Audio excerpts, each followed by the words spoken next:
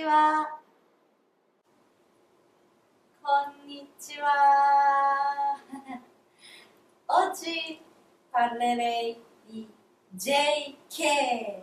JK vuol dire 女子高生。vuol dire 女子高生。vuol dire 女子高生。studentessa di scuola superiore. じゃーんじゃーんじゃーん Evviva! JK! Forse la prima immagine che avete per la studentessa di scuola superiore è la divisa scolastica, come questa. Molti di voi forse invidiano la divisa scolastica perché spesso si vede anche negli anime, è una cosa tipica di giapponese, ma i giapponesi a volte proprio odiano la divisa. Anch'io in realtà odiavo la mia divisa. Vi dico perché. Perché tutti i giorni dobbiamo indossare sempre la stessa divisa e dobbiamo sembrare tutti uguali. Quindi cosa succede? Alcuni studenti cominciano a essere tipo aprire più il bottone oppure danno colore sui capelli, accorciare la gonna, fanno piercing perché vogliamo essere diversi dagli altri, non vogliamo essere tutti uguali. Ma in Giappone gli insegnanti sono spesso severi, quindi sempre c'è tensione tra gli studenti e gli insegnanti. Gli studenti vogliono sempre cambiare qualcosa, però gli insegnanti sempre dicono questo non si può, questo non si può, questo non si può. Per esempio, c'è anche la moda per la divisa. Una volta, forse ormai 30 anni fa, andava di moda di avere la divisa gonna lunghissima fino a piedi, cioè praticamente fino qua. Chi aveva la gonna più lunga era bella, moderna, ma è passata questa moda. Però dopo arriva la moda di gonna corta, cioè minigonna.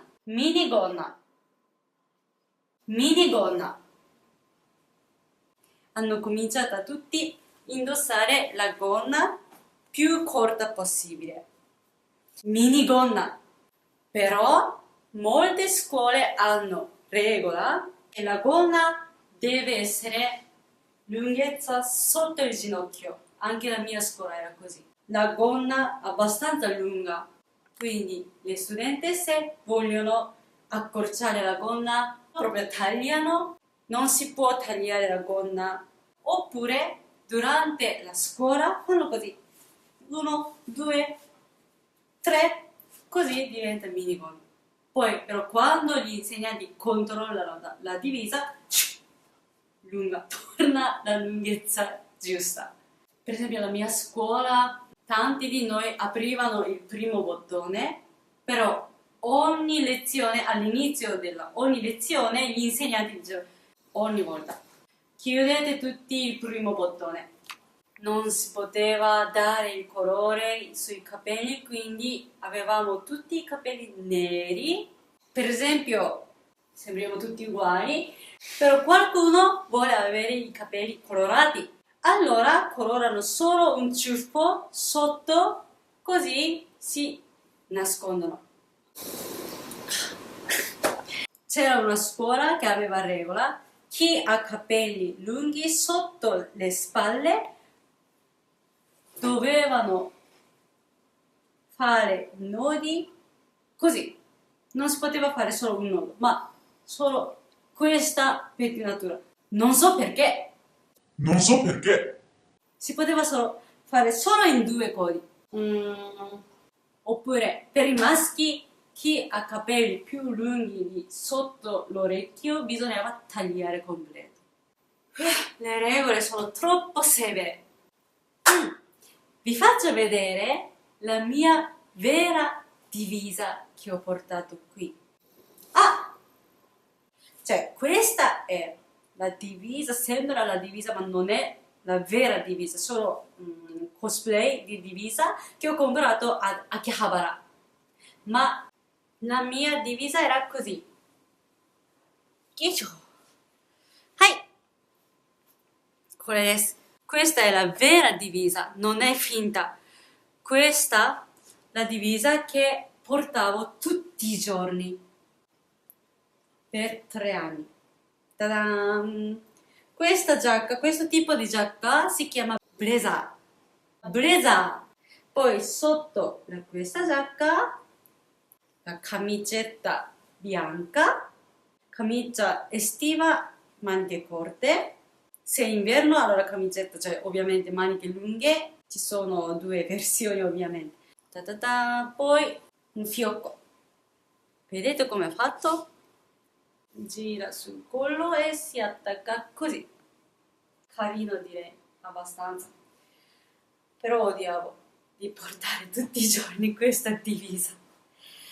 Adesso forse mi è venuta voglia di indossare di nuovo la mia vera divisa. Posso cambiarmi? Perché questa in realtà è finta. Non è vera divisa.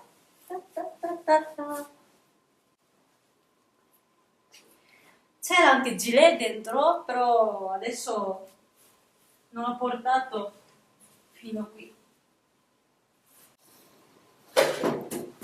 La vera divisa. Apriamo i bottoni. Ok. Oh, che nostalgia. La divisa, camicia, ne abbiamo almeno 3 camicie perché ogni giorno bisogna cambiare. La giacca è unica, solo una per 3 anni. Anche il fiocco solo una, però a volte perde, allora bisogna ricomprare. Penso che costino le divise, secondo me circa 300 euro, 400 euro, però comunque durano per 3 anni.